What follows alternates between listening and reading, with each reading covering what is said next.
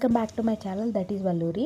29th of September అందరూ మూలా నక్షత్రం రోజు ఆ అమ్మవారిని దర్శించుకోవడానికి విజయవాడ వస్తే నేను మాత్రం మూలా నక్షత్రం రోజు మురుమళ్ళ శ్రీ భద్రకాళి సమేత వీరేశ్వర స్వామి వార్ల దేవస్థానానికి వెళ్ళాను.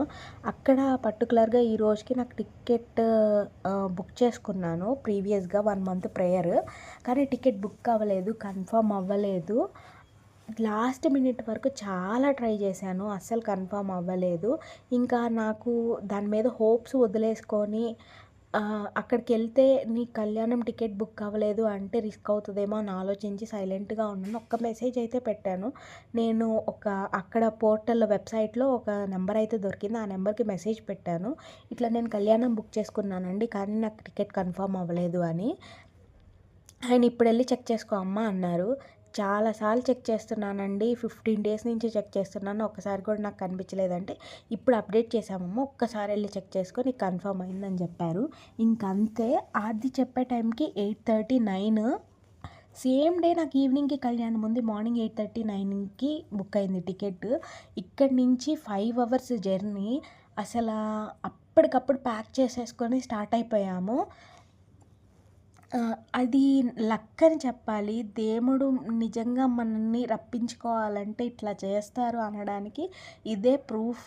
నాకైతే ఆ హ్యాపీనెస్కి అల్టిమేట్ హ్యాపీనెస్ అనమాట.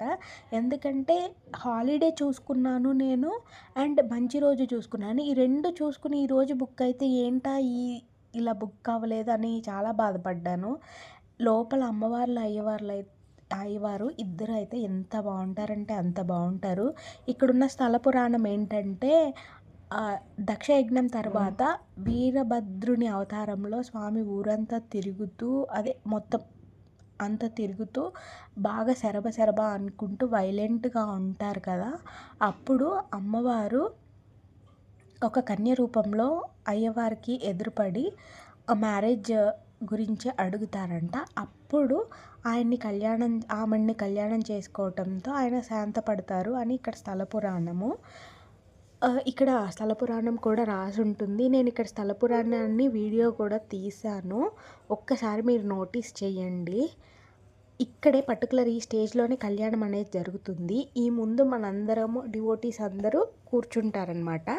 మ్యారేజ్ అవ్వని గర్ల్స్ ఒక సైడు, మ్యారేజ్ కాని యువతులు ఒక సైడు, మ్యారేజ్ కాని యువకులు ఒక సైడ్ కూర్చుంటారు. మ్యారేజ్ అయిపోయి దంపతులుగా వచ్చిన వాళ్ళు మిడిల్లో కూర్చుంటారు. ఇక్కడ టెంపుల్ దగ్గర నేను సెల్ఫీ వీడియో తీసుకుంటున్నాను. మళ్ళీ ఒక మంచి వీడియోతో కలుద్దాం.